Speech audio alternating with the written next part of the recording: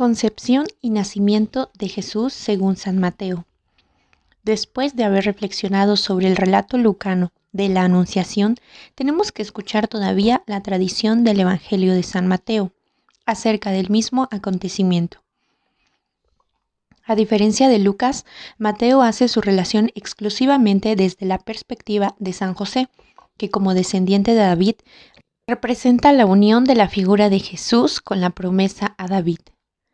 Mateo nos relata ante todo que María estaba desposada con José, según el derecho judío entonces vigente. El desposorio fundaba ya una relación jurídica entre ambos contrayentes, de modo que María podía ser llamada mujer de José, aun cuando no se había producido todavía el inicio de la convivencia, que fundaba la comunidad matrimonial.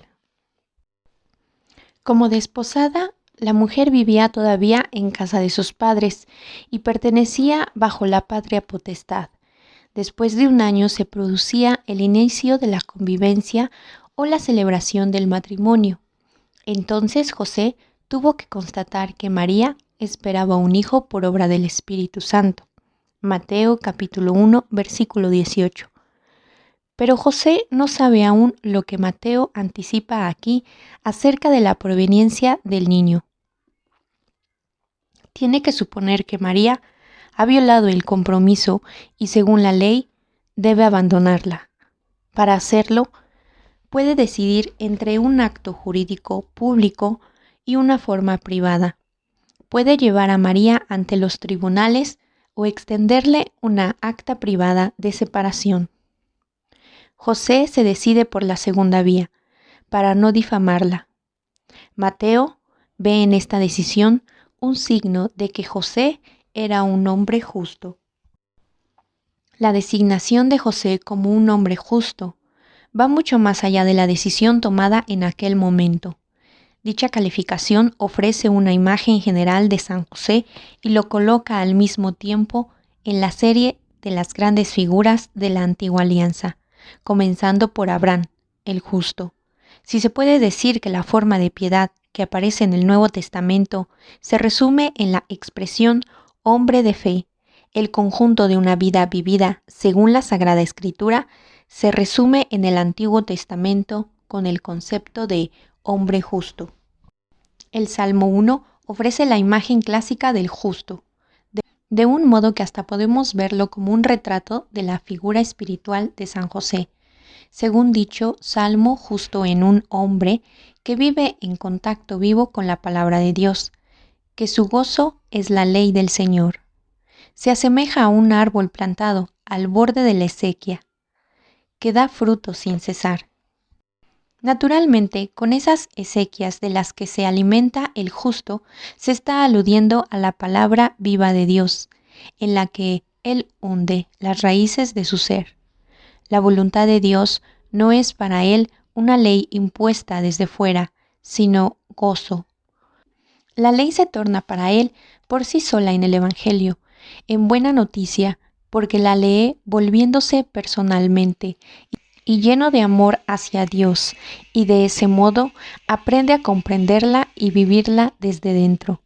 Si el Salmo 1 considera como signo característico del justo, del hombre dichoso, su habitar en el Torá, en la palabra de Dios, el texto paralelo de Jeremías, capítulo 17, versículo 7, designa como bendito aquel que confía en el Señor y pone en el Señor su confianza.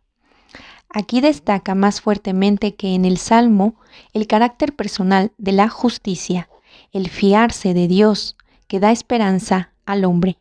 A pesar de que ambos textos no hablan de forma inmediata sobre el justo, sino sobre el hombre dichoso o bendecido, podemos verlos, no obstante, con Hans Joachim Kraus como la imagen auténtica del justo del Antiguo Testamento, y así aprender también, a partir de allí, lo que Mateo quiere decirnos cuando representa a San José como justo. Esta imagen del hombre que tiene sus raíces en las aguas vivas de la palabra de Dios, que vive en diálogo con Dios y que por eso da fruto constantemente, se vuelve concretamente en el acontecimiento descrito, así como en todo lo que narra después acerca de José de Nazaret. Después de lo que José ha descubierto, se trata de interpretar y aplicar de modo justo la ley. José lo hace con amor. No quiere exponer públicamente a María a la vergüenza. Quiere su bien, también en la hora de la gran decepción. José no encarna aquella forma de legalismo exterior que Jesús estigmatiza en Mateo capítulo 23 y contra la cual lucha Pablo. Vive la ley como evangelio, busca el camino de la unidad entre el derecho y el amor, y así está interiormente preparado para el nuevo anuncio, inesperado y humanamente increíble que le llegará de Dios. Mientras que el ángel entró en presencia de María, Lucas capítulo 1, versículo 28, en el caso de José se le aparece solo en un sueño. Por supuesto, un sueño que es real y revela una realidad.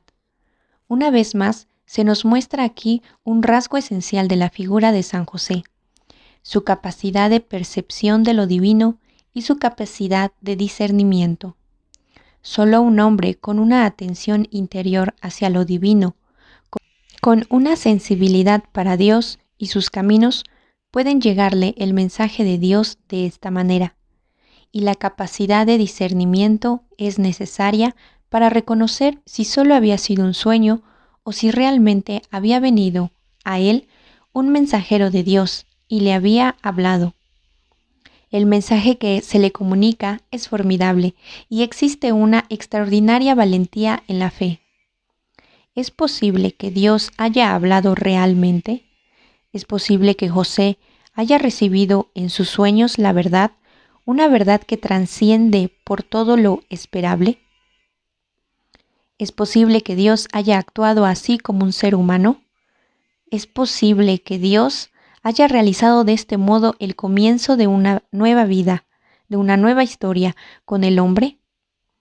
Mateo ha dicho antes que José había tomado una resolución sobre la cuestión de la reacción justa ante el embarazo de María.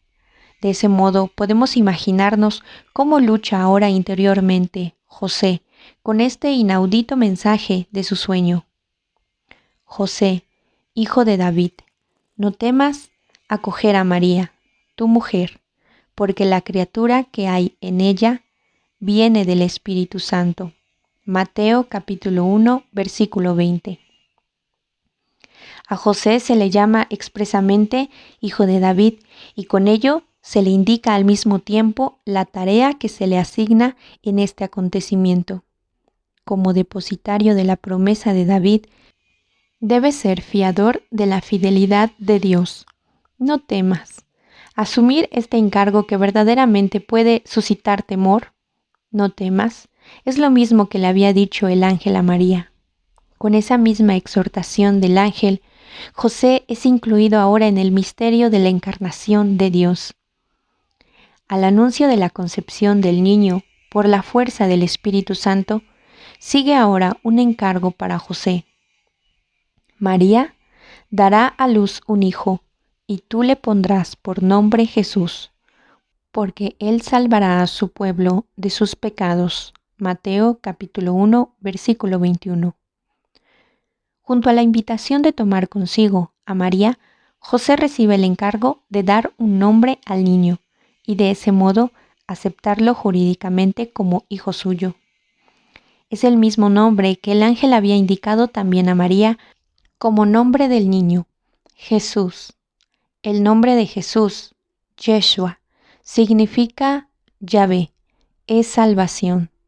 El mensaje de Dios que habla a José en sueños aclara en qué consiste esa salvación. Él salvará a su pueblo de sus pecados.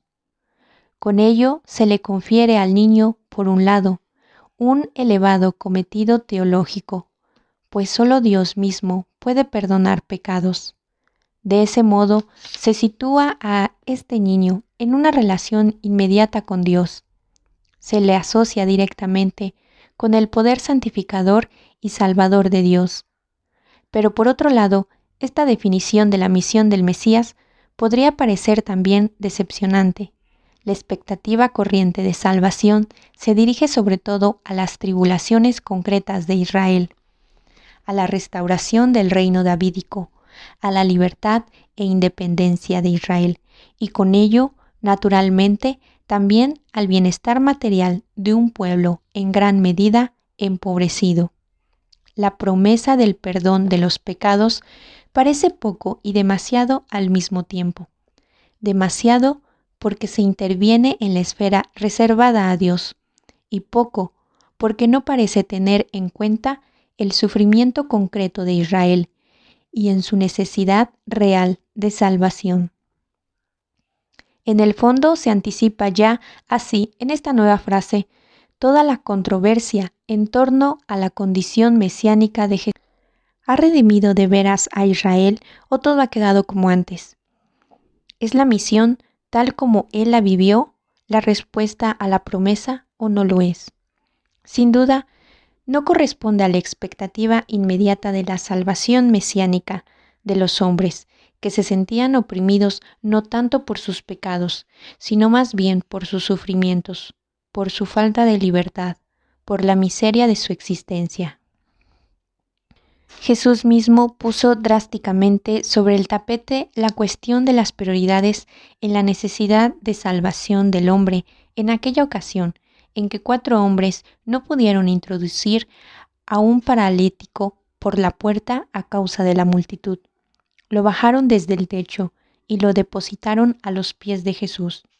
La existencia del enfermo era en cuanto tal una petición, un clamor de salvación que Jesús respondió totalmente en contra de la expectativa de los portadores y del enfermo mismo, diciendo: Hijo, tus pecados te son perdonados. Marcos capítulo 2, versículo 5. No era precisamente eso lo que los hombres esperaban. No era precisamente eso lo que les importaba. El paralítico debía poder andar, no ser liberado de los pecados. Los escribas criticaban la pretensión teológica de las palabras de Jesús. El enfermo y los circunstantes estaban decepcionados, porque Jesús parecía pasar por alto la verdadera necesidad de ese hombre. Considero que toda esa escena es absolutamente significativa con vistas a la pregunta por la misión de Jesús, tal como le es descrita primeramente a José en las palabras del ángel. Aquí se incorpora tanto la crítica de los escribas como la silenciosa expectativa de los hombres. Que Él puede perdonar pecados lo muestra ahora Jesús por el hecho de que ordena al enfermo que coja su camilla para marcharse, ya curado, pero sigue intacta la prioridad del perdón de los pecados, como fundamento de toda verdadera curación del hombre. El hombre es un ser inmerso en relaciones, y si la relación primera y fundamental del hombre es la relación con Dios, esta perturbada, ninguna otra cosa puede estar ya realmente en orden. De esta prioridad se trata en el mensaje y el actuar de Jesús. Él quiere señalar al hombre en primerísimo lugar, el núcleo de su desgracia e indicarle: si no eres curado en esto, a pesar de todas las cosas buenas que encuentres, no estarás realmente curado. En tal sentido, en la interpretación del nombre de Jesús que se le regala a José en sueños, se aclara ya de manera fundamental el modo en que debe pensarse la salvación del hombre y, consecuentemente, en qué consiste la tarea esencial del Salvador. El anuncio de la concepción virginal y del nacimiento de Jesús a José por parte del ángel sigue en Mateo 2 afirmaciones complementarias. Primeramente, el evangelista muestra que con ello acontece lo que había predicho la Escritura. Esto forma parte de la configuración fundamental de su evangelio. En todos los acontecimientos esenciales, Mateo aporta una prueba escriturística, a fin de mostrar que hay palabras de la Escritura que esperaban estos acontecimientos y que los prepararon desde dentro. De este modo, Mateo muestra que las antiguas palabras se hacen realidad en la historia de Jesús, pero al mismo tiempo muestra también que la historia de Jesús es verdadera, es decir, que proviene de la palabra de Dios y que está sostenida y actualizada por ella. Desde la cita de la Escritura, Mateo lleva el relato a su fin. Narra que José se levantó e hizo lo que había sido ordenado por el ángel. Llevó consigo a María como esposa, pero no la conoció, antes de que diera a luz a su hijo. De ese modo, se subraya una vez más que el Hijo no ha sido engendrado por él, sino por el Espíritu Santo. Finalmente, el evangelista agrega que José le puso por nombre Jesús. Mateo capítulo 1, versículo 25. Una vez más, se nos muestra aquí de forma muy práctica a José como justo. La despierta atención interior que tiene para Dios y que le permite aceptar y comprender el mensaje, se convierte espontáneamente en obediencia. Si antes había cavilado acerca de sus propias posibilidades, ahora sabe que es lo correcto que tiene que hacer. En cuanto justo sigue a los mandamientos de Dios, como dice el Salmo 1. Pero ahora tenemos que escuchar la prueba escriturística presentada por Mateo, que, como no podía ser de otro modo, se ha convertido en objeto de amplios debates exegéticos. El versículo dice así: todo esto sucedió para que se cumpliese lo que había dicho el Señor por medio del profeta. Mirad, la Virgen concebirá y dará a luz a un hijo, y le pondrá por nombre Emmanuel, que significa Dios con nosotros. Mateo capítulo 1, versículo 22 y siguientes, e Isaías capítulo 7, versículo 14. Intentemos comprender primeramente en su contexto histórico original esta frase del profeta, que a través de Mateo se ha convertido en un gran texto fundamental de la cristología. Y procuremos ver después cómo se refleja en ella el misterio de Jesucristo. Excepcionalmente podemos datar con gran exactitud el versículo de Isaías. Tiene lugar en el año 733 a.C. El rey asirio Tiglat-Palásar III había rechazado con una repentina maniobra militar un incipiente movimiento revolucionario de los estados sirios palestinos. Entonces, los reyes Razón de Damasco y Siria y Pejac de Israel formaron una coalición frente a la potencia asiria. Como no pudieron convencer al rey Ahaz de Judá a que se aliara con ellos, decidieron arremeter contra el monarca de Jerusalén a fin de incorporar su país a la coalición. Comprensiblemente, Ahaz y su pueblo fueron presa del miedo frente a la alianza enemiga. El corazón del rey y su pueblo se agitaba, como se agitaban los árboles del bosque con el viento. Isaías capítulo 7, versículo 2. No obstante, Ahaz, que por lo visto era un político inteligente, frío y calculador, permaneció en su anterior línea de actuación. No quería entrar en una coalición anti-asiria, a la que evidentemente no reconocía posibilidad alguna frente a la enorme superioridad de la potencia asiria. En lugar de ello, afirmó un pacto de protección con Asiria, lo que por una parte le otorgó seguridad y salvó a su país de la destrucción, pero por otra le exigió como precio la adoración de las divinidades estatales de la potencia protectora. Y realmente, tras la firma del pacto que a pesar de la advertencia del profeta Isaías, Ahaz hizo con Asiria, se llegó a la construcción en el templo de Jerusalén de un altar según el modelo asirio. Segunda de Reyes, versículos 16 y siguientes. En el momento de recoger la cita de Isaías hecha por Mateo, no se había llegado aún tan lejos, pero estaba claro, si Ahaz sellaba un pacto con el gran rey asirio, significaba que como político confiaba más en el poder del rey que en el poder de Dios. que por lo visto no le parecía suficientemente real. De modo que, en última instancia, no se trató aquí de un problema político, sino de una cuestión de fe. Isaías dijo al rey que no tenía por qué tener miedo de esos dos cabos de tizontes humeantes, Siria e Israel, es decir, Efraín, y que por eso tampoco existía motivo alguno para el pacto de protección con Asiria. Debía apoyarse en la fe, no en el cálculo político.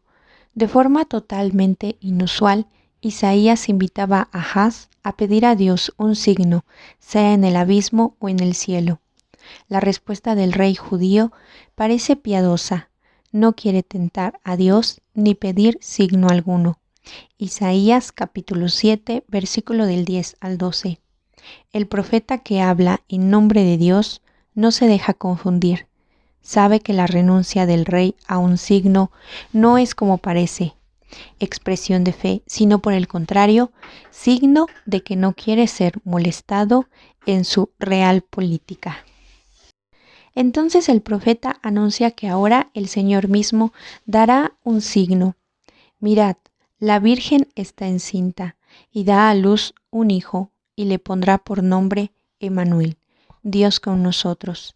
Isaías capítulo 7, versículo 14. ¿Qué signo se promete allí a Ahaz? Mateo, y con él todavía la tradición cristiana, ve en ello un preanuncio del nacimiento de Jesús de la Virgen María. En realidad, Jesús no lleva el nombre de Emmanuel, pero es Emmanuel, como trata de explicar todo el relato del Evangelio. Este hombre nos explica ello. Es Él mismo, en persona, el habitar de Dios con los hombres. Este hombre, nos explican ellos, es Él mismo, en persona, el habitar de Dios con los hombres. Él es hombre verdadero y al mismo tiempo Dios, el verdadero Hijo de Dios. ¿Pero entendió Isaías de ese modo el signo anunciado? En contra de ello se objeta primero y con razón que se está anunciando a Ahaz un signo que debe dársele ahora y moverlo a la fe en el Dios de Israel, como el verdadero soberano del mundo. Así pues, el signo debería buscarse y reconocerse en el contexto histórico de la época. Debería buscarse y reconocerse el que fue anunciado por el profeta. De este modo, la exegesis ha buscado con gran meticulosidad y con todas las posibilidades de la erudición histórica una interpretación que se ajuste a la historia de la época y ha fracasado. Rudolf Kilian expone brevemente en su comentario a Isaías los intentos esenciales de ese tipo. Kilian muestra 4 tipos de interpretaciones principales. El primero dice: con Emmanuel se está designando al Mesías, pero la idea del Mesías solo alcanzó su pleno desarrollo en el tiempo del exilio y a partir de él. Por tanto, aquí solo puede encontrarse a lo sumo un recurso anticipado a esa figura. No es posible establecer una correspondencia en la historia de la época. La segunda hipótesis supone que Dios con nosotros es un hijo del rey Ahaz. Probablemente Ezequías, una tesis que no encaja por ninguna parte. Y la tercera teoría supone que se trata de unos de los hijos del profeta Isaías, los cuales llevan nombres proféticos: Sear Yasub, un resto volverá, y Mater Shalal Has Bas, pronto al saqueo, presto al botín. Isaías capítulo 7, versículo 3 y capítulo 8, versículo 3. Pero tampoco este intento encaja. Una cuarta tesis aboga a favor de una interpretación colectiva. Emmanuel es el nuevo Israel y a la Virgen no es otra cosa que la figura simbólica de Sión. Pero el contexto del profeta no remite en nada a una concepción semejante, sobre todo porque no podría tratarse de ningún signo contemporáneo. Kilian concluye su análisis de los diferentes tipos de interpretación de la siguiente manera. Así pues, como resultado de este resumen, se pone de manifiesto que no hay ningún intento de interpretación que sea realmente convincente. La madre y el niño siguen envueltos en un misterio, por lo menos para el lector actual, pero con bastante seguridad también para el oyente de entonces, e incluso para el mismo profeta. ¿Qué hemos de decir entonces? La frase acerca de la Virgen que da a luz al Emmanuel es semejante del gran cántico del siervo de Isaías, capítulo 53, una palabra en espera. No encuentra correspondencia alguna en su contexto histórico, de modo que sigue siendo una pregunta abierta. No se dirige solamente a Ahaz, tampoco se dirige solamente a Israel. Está dirigida a la humanidad. El signo que Dios mismo anuncia no se ofrece para una determinada situación política, sino que tiene que ver con el hombre y con el conjunto de su historia. ¿No tenían que escuchar los cristianos esta palabra necesariamente como suya? Impactados por ella, no tenían que llegar necesariamente a la certeza de esa palabra que estaba allí, siempre presente de manera tan particular, esperando a ser descifrada. ¿Se había hecho entonces realidad? No tenían que estar necesariamente convencidos de que en el nacimiento de Jesús de la Virgen María, Dios nos había regalado ahora ese signo. Marius Reiser ha resumido en la siguiente frase la experiencia que tuvieron los lectores cristianos con esa palabra. El oráculo del profeta es como un extraordinariamente predispuesto ojo de cerradura, al que se ajusta exactamente la llave que es Cristo. Sí, creo que especialmente hoy, después de todos los esfuerzos de la exegesis crítica, podemos compartir de forma totalmente nueva el asombro por el hecho de que una palabra del año 733 a.C., que había permanecido incomprensible, se hiciera verdadera en la hora de la concepción de Jesucristo. De que Dios nos haya dado totalmente y realmente un gran signo que se refiere al mundo entero.